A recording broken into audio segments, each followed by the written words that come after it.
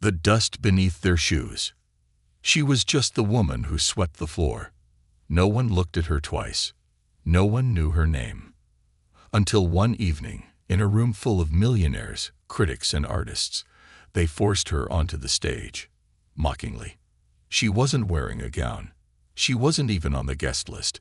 But when her fingers touched the piano keys, the laughter stopped, the smirks froze, and the world changed. This is how that moment came to be. The rain hadn't started yet, but the clouds above the Carrington Music Institute were pregnant with the threat.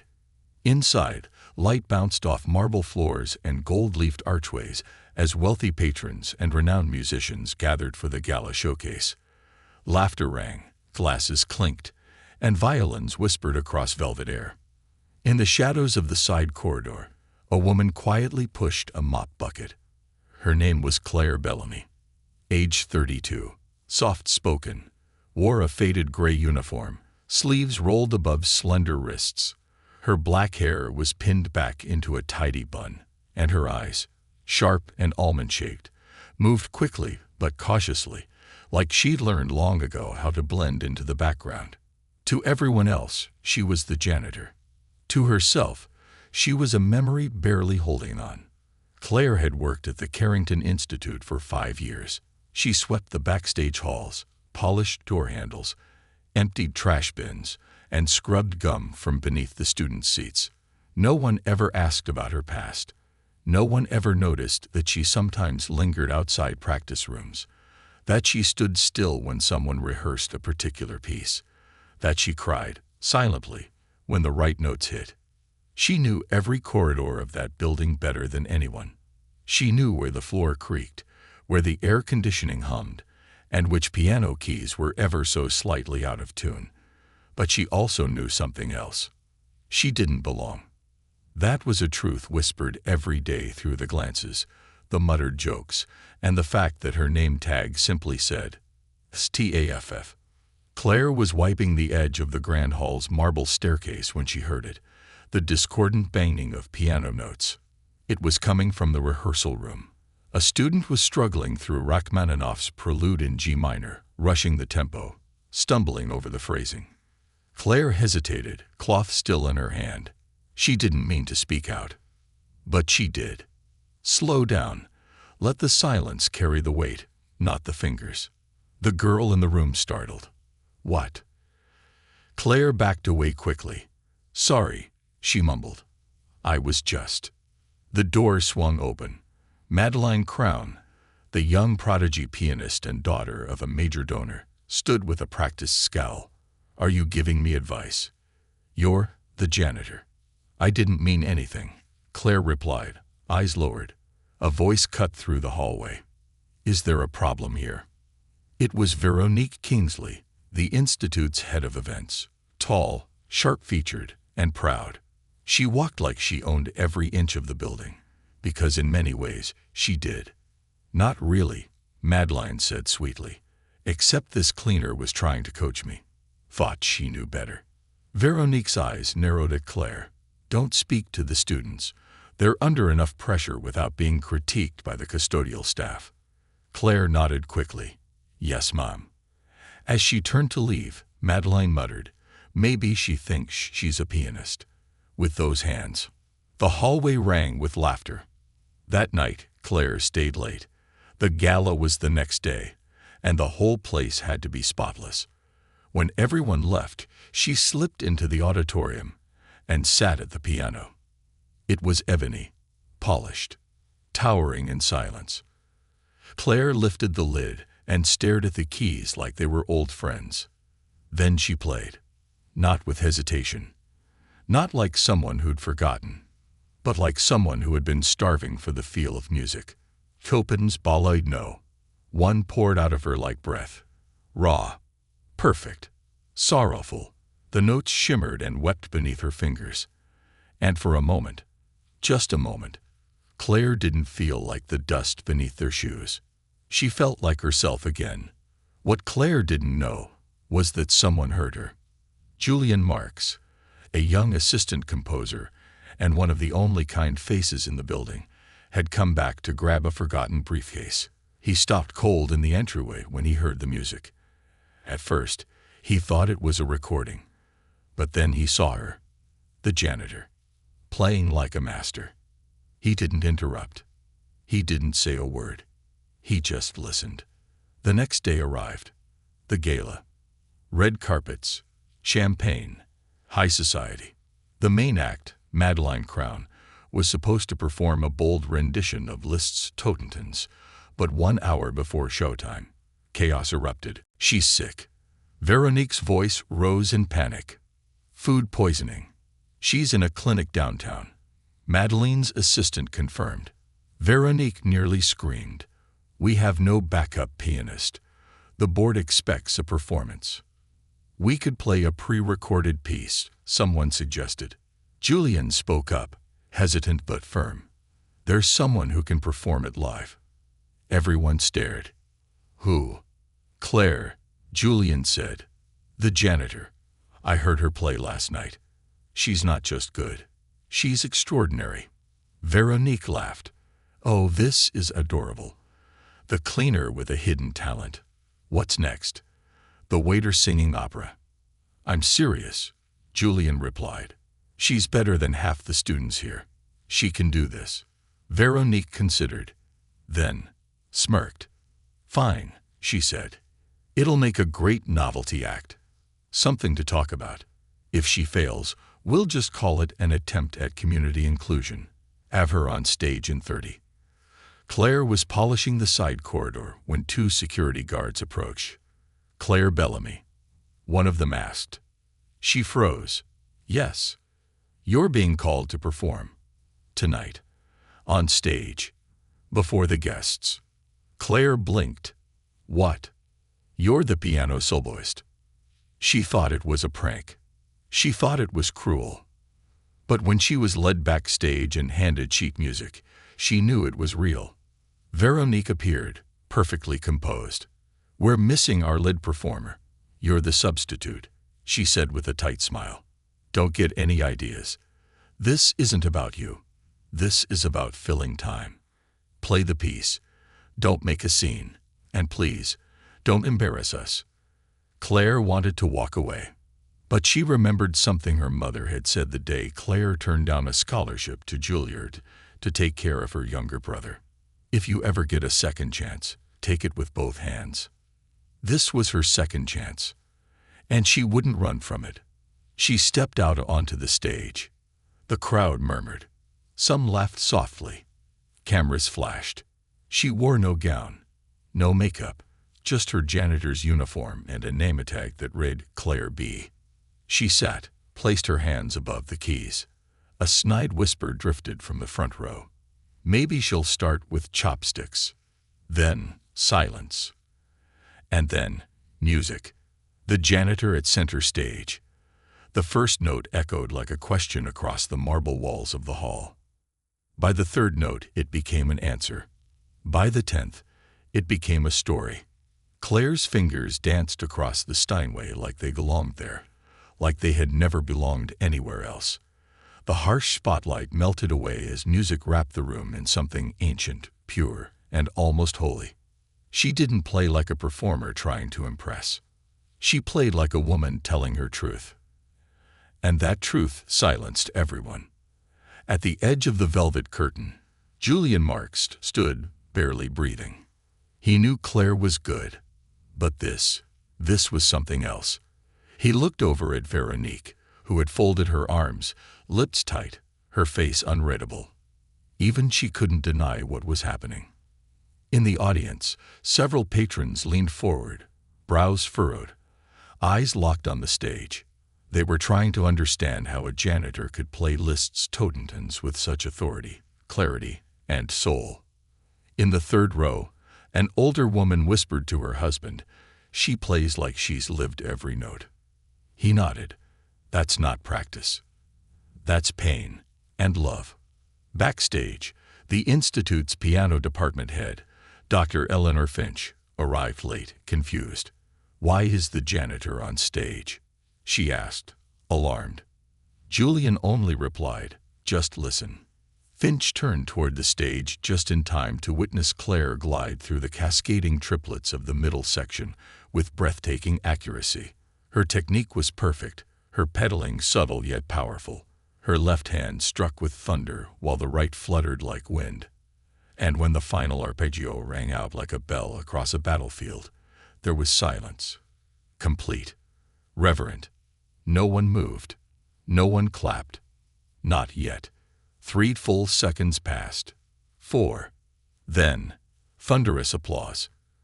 Claire didn't stand up immediately. Her hands stayed on the keys. She was shaking now, not from nerves, but from something else. She had given them everything. She had held nothing back. The ovation grew louder. People were now standing. Some whistled. Others shouted bravo.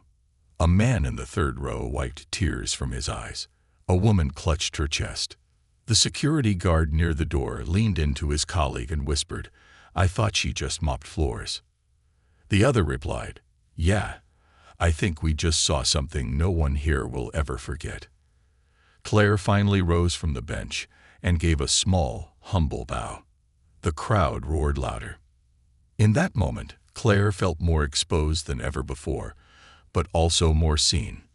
For 5 years, she had been invisible. Tonight, she was unforgettable. Veronique rushed on stage as soon as Claire stepped away from the spotlight.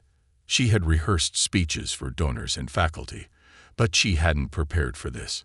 She grabbed the microphone with a stiff smile. "Well, ladies and gentlemen, wasn't that surprising?" she began. There was polite laughter from the front, but many just kept clapping for Claire. Veronique continued, voice loud and sugary. "Claire Bellamy is one of our loyal custodial staff. Clearly, her hidden talent is something we may have underestimated. What a charming little twist for tonight's show." Claire, standing at the side of the stage, felt the words sting. Charming little twist. That's all this was to them. But not everyone felt that way. As the guests mingled at the post-performance reception, Claire slipped away to the corridor behind the hall. She needed a moment to breathe. A moment away from the lights, the whispers, the sudden questions. She found a bench near the practice wing and sat down. Then she heard soft footsteps. It was Dr. Eleanor Finch. The woman was holding a small notepad, her eyes bright. "I've taught here for 22 years, Finch said gently, "and I'd never seen a performance like that. Certainly not under those conditions." Claire said nothing. "I want to know something," Finch continued, taking a seat beside her. "Where did you learn to play like that?" Claire smiled softly, her voice quiet. "My mom. She was a pianist, but she died when I was 10. After that, I practiced on a second-hand keyboard for years, got accepted to Juilliard, but I never went." Finch looked at her, stunned. "Why not?" "My little brother was sick. Cancer. I had to choose. I stayed to take care of him." Silence. Finch whispered, "Did he?" Claire nodded. "He passed 4 years ago, right before I took this job." Finch closed her eyes for a long moment. Then she stood. "Don't go anywhere," she said. "Tomorrow morning, you and I are going to have a real conversation." But the next morning brought something even more surprising. The performance video had been recorded by a patron in the front row and uploaded to social media. Within hours, it had gone viral. "JNITORISTUNSAGDENCAJLAYA Master Fuel PNOPRF4 Custodian PLULIS Elias Z better than nost HONCRVA2 Studientis. The hidden genius in uniform. Claire's phone, usually quiet, began to buzz nonstop. Interview requests, radio stations, bloggers, pianists, even someone claiming to be from a talent agency. When Claire arrived for her usual shift at 9:00 a.m., the building was already buzzing. Students were gathered around phones. Staff looked up as she passed. Some nodded respectfully. Others stared, unsure of how to treat her now. Julian found her by the water cooler. "They're talking about you everywhere," he said. "One critic called your performance the soul of Chopin wearing the fingers of a ghost." Claire laughed softly. "That's dramatic." "No," Julian said seriously. "It's deserved." Just then, Veronique appeared. "Claire," she said with that forced smile, "the board wants to meet with you. This afternoon." Claire nodded slowly. "What for?" "Well, the exposure is good. Unexpected, but good. And of course, we need to discuss how your skills can reflect on the Institute." At 3:00 p.m., Claire entered the boardroom. A long mahogany table, 12 chairs, and at the end, Richard Halberg, the Institute's chairman, flanked by Veronique and 2 stern board members. Richard spoke first. "Claire, your performance last night has gained considerable attention. While we appreciate your spontaneous contribution, we must address the matter of your employment and responsibilities." Claire sat quietly. Veronique jumped in. "We are considering offering you a scholarship of sorts. Private lessons, maybe allow you to perform during less formal events." Richard raised a hand. "Or, if you prefer, you could assist in our community outreach programs, teach underprivileged kids, play a few recitals. In exchange, we'll waive your cleaning duties." Claire smiled faintly. "You mean, I won't be mopping floors, but you still want me in a uniform, just a more presentable one."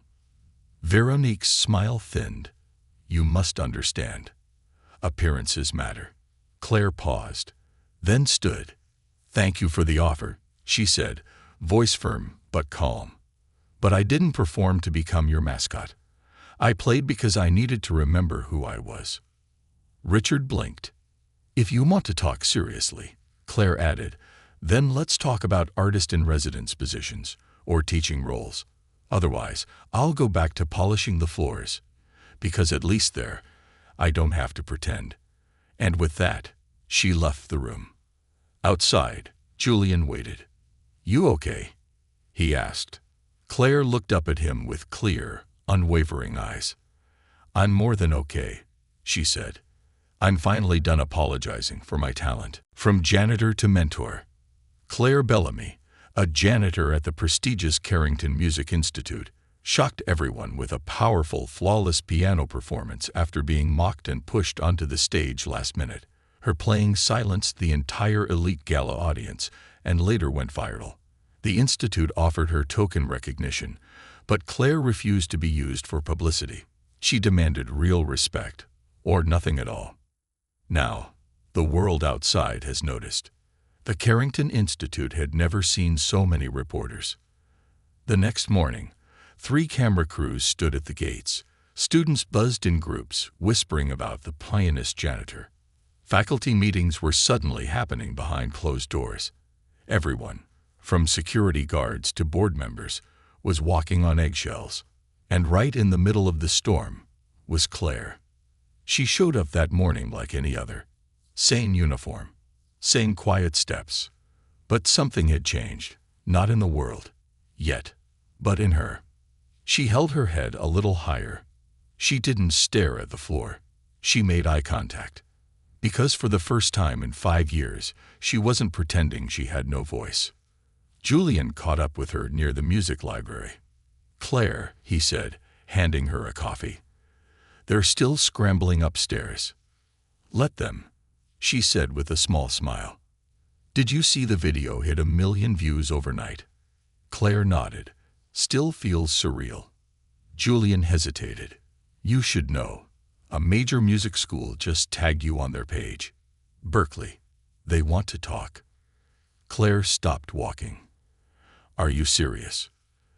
"They're offering a full artist fellowship, tuition-free, housing, a role in their composition residency." Claire's heart thundered. This was the opportunity she gave up all those years ago. But something inside her hesitated. She looked around the campus.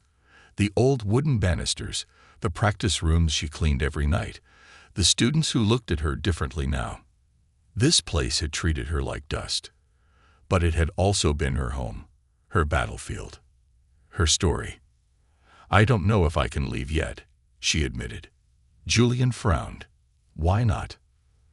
"Because there are others like me here, kids who feel unseen, voices no one hears. I think maybe I need to do more than just play." Later that day, Claire was summoned back to the boardroom. But this time, it wasn't to be offered scraps. It was a full room.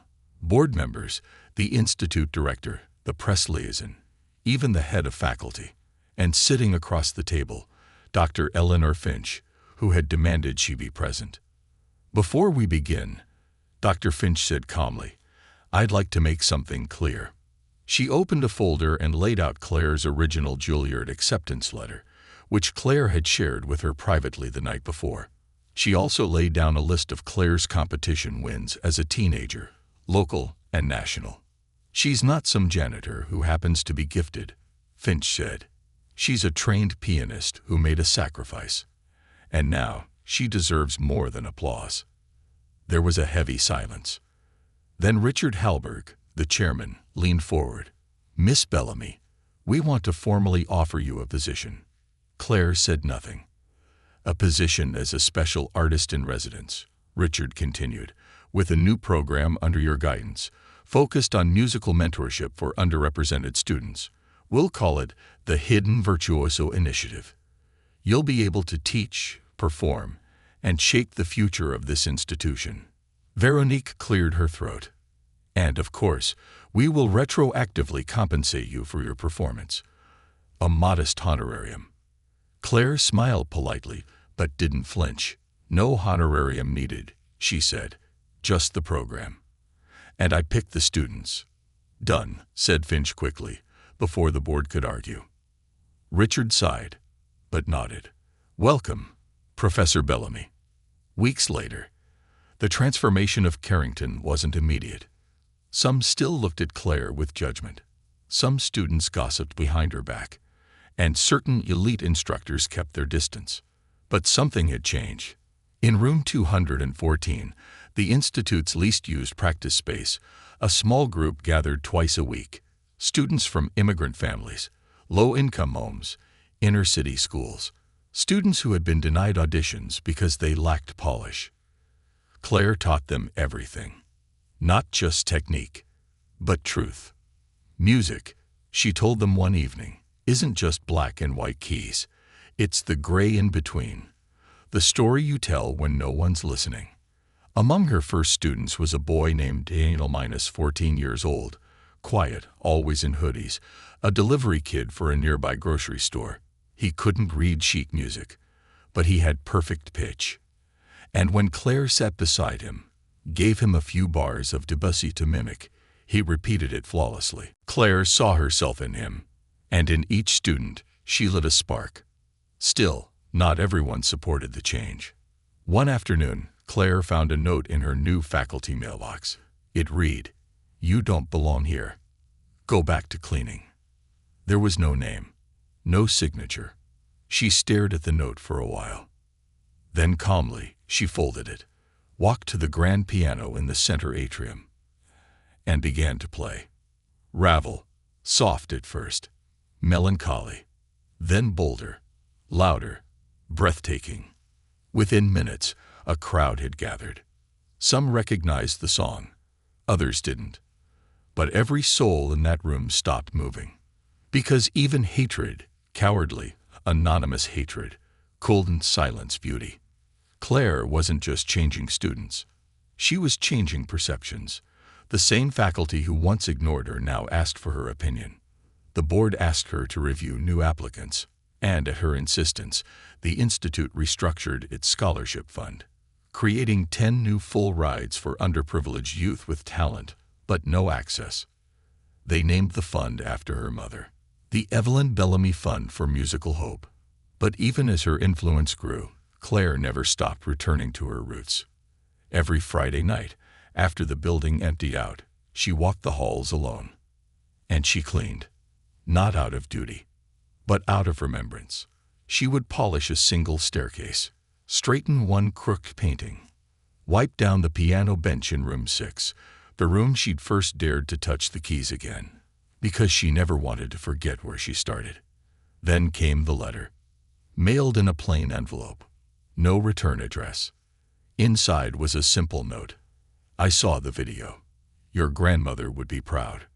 Claire's eyes welled with tears. There had been no mention of her grandmother in any press release. Only one person could have known that, her estranged father. Later that year, the Carrington Institute hosted its largest gala yet. But this time, Claire wasn't a last-minute substitute. She was the headliner. She wore a black gown. Elegant, simple, no flashy jewelry, just a quiet confidence that radiated through the hall. As the crowd took their seats, a hushed excitement filled the air.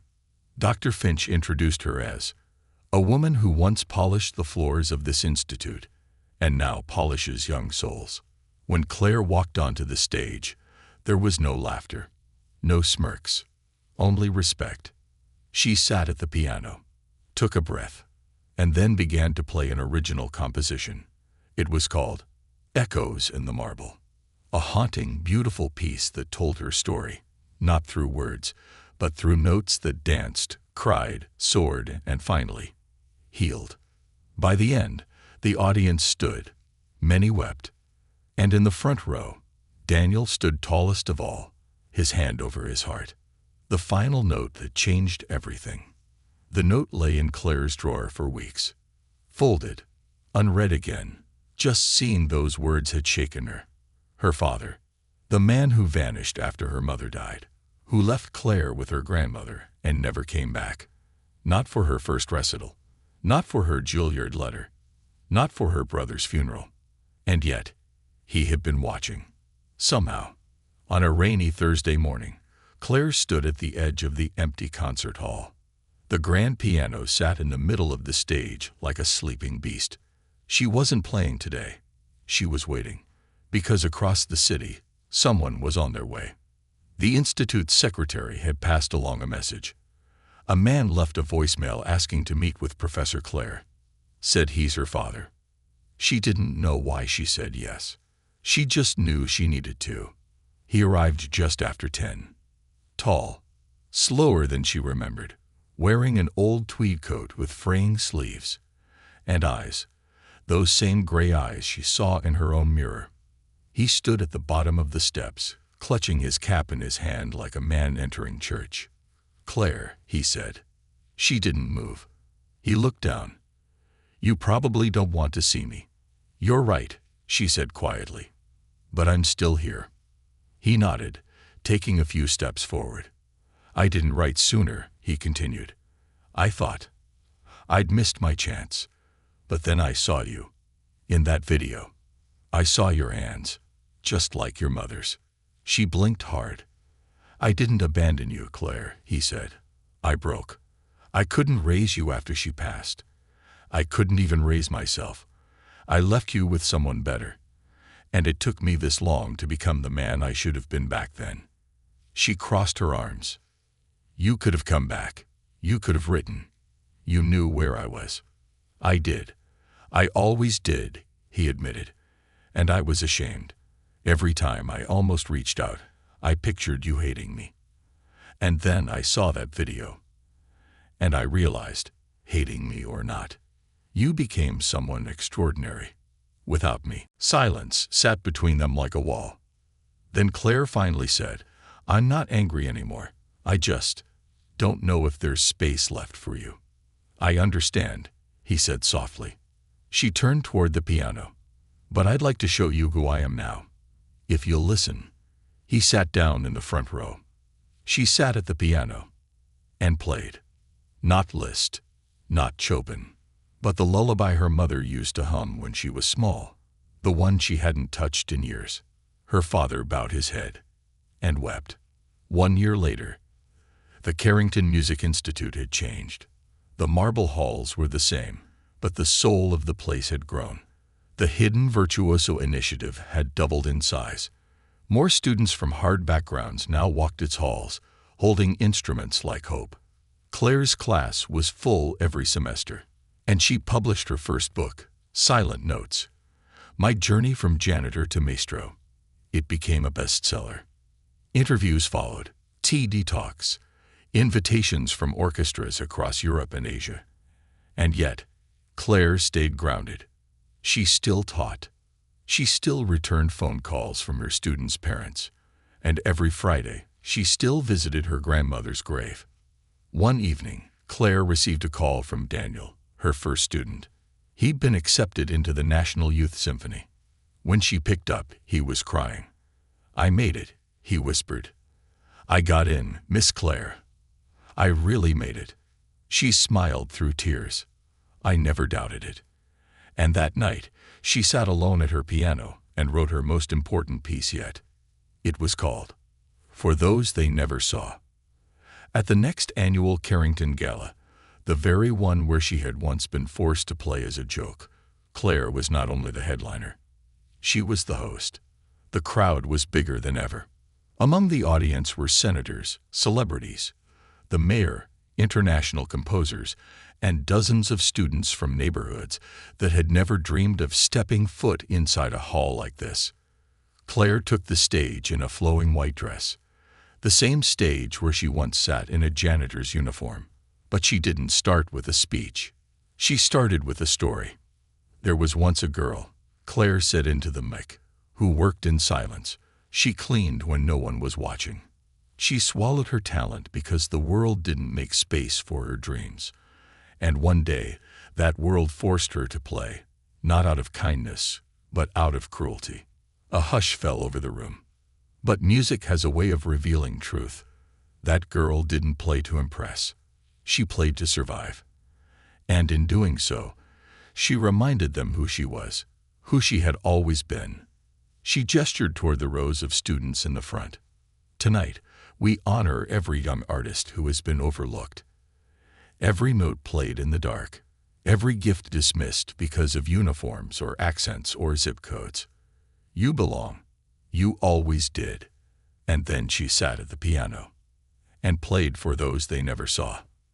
By the final note, half the audience was in tears. When she rose, the standing ovation lasted longer than the piece itself. Cameras flashed, journalists scribbled, but Claire didn't care about the headlines anymore. She looked at the front row, at her father, now sitting beside Daniel, at her students, at Julian, who stood proudly with a hand over his heart. And she smiled, because Claire Bellamy was no longer the janitor who shocked a crowd. She was the woman who rebuilt a world that once tried to forget her. She was the mentor who saw what others missed. She was the voice that rose from silence. She was music.